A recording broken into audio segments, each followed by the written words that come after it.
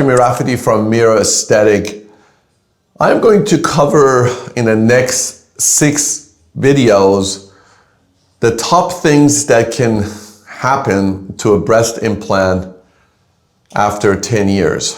What is number 1 thing, number 2, number 3, and number 4, and number 5, number 6, and we get to each one of them for its own video so I can have time explaining each one thing that can happen. Obviously, there is no set rule that after 10 years you have to do, or any of these will happen. It's just a more common thing that can happen, and the things that make people change their implant.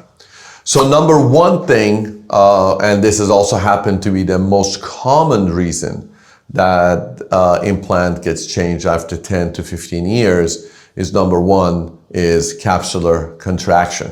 Now, what's capsular contraction is, I actually talked about this in my previous video, and I have a detailed description what it is. In a nutshell, it's just there's a foreign body that is formed around the implant.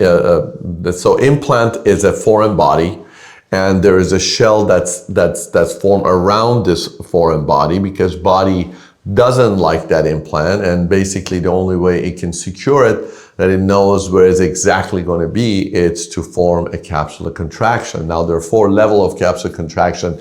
The one that, again, you can refer to my other video about the 4 stages of capsular contraction. The one that we're talking about is basically a stage 3 or stage 4 or grade 3 or grade 4, where it becomes painful and is deformed. What happens, that implant gets hard and hard and hard and hard, squeezing down that implant, and most often it basically moves up because there's a direction that's going, and it goes sort of lateral. So it becomes like a nut, like a little ball, and it just moves up this way, and it sits right on the lateral upper pole of the breast, and most of the time your actual breast tissue sort of sag on top of it. So aesthetically it's not pleasing.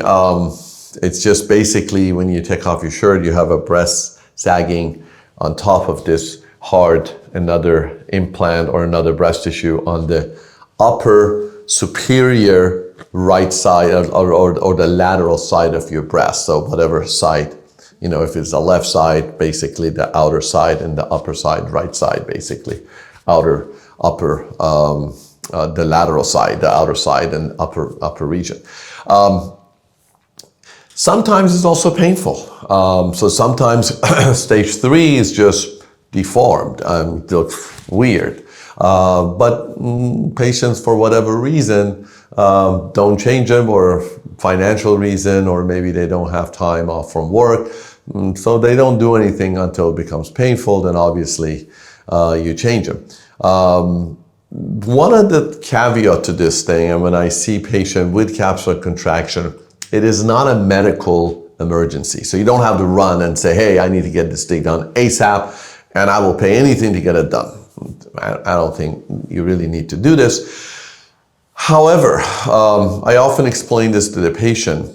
The capsule or the wall that is built around that implant, it's not like I can go to the local hardware store or Home Depot and I say, hey, I need to build this wall, so let's pick up the material to go build it. What happens is that your actual breast tissue is being used. So if you don't change capsular contracted breast, your actual breast tissue is going to get thinner and thinner and thinner and thinner. Now, that doesn't happen within a month or sometimes, a year, but you just don't want to get into your breast tissue. If you have a capsular contraction, if it's stage 3, which is deformed, or stage 4, definitely you're going to take it. Stage 4, I think there's no question. If it's painful, people take it. The only stage that people don't change it if it's not painful. But what is going to happen, A, it will get to a stage 4 when it's going to be painful. B, you're just thinning your breast tissue. It's just getting thin and thin and thin. And by the time you decide to change it, you really don't have that much breast tissue. So it's going to be all implant. So if you have stage 3, which is basically by definition is a deformed implant. It could even be right or the deformed shaped breast, right? It could even be right or left.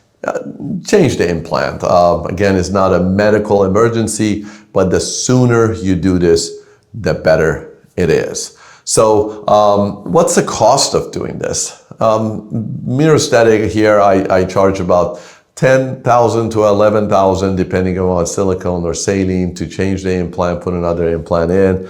Obviously you need to go take off the capsule. You just don't want to take one implant in, put another implant in. You have to do some sort of capsulotomy, or I do partial capsulectomy, which means I take off some of the capsule. Unless it is calcified, then I'll take out all the capsule. I just don't leave any part of it in there. So, and then you have to determine if you're going to stay within the same pocket or different pocket. That's something that your surgeon can decide, and it's not the scope of this video. But basically, you want to go in, and the cost is basically around $10,000 to $11,000 to $12,000. As I said in here, we charge anywhere from 10 to 11. That's basically depending upon the saline or silicone. So stay healthy, stay well, and I will cover the next 5 series of video after this.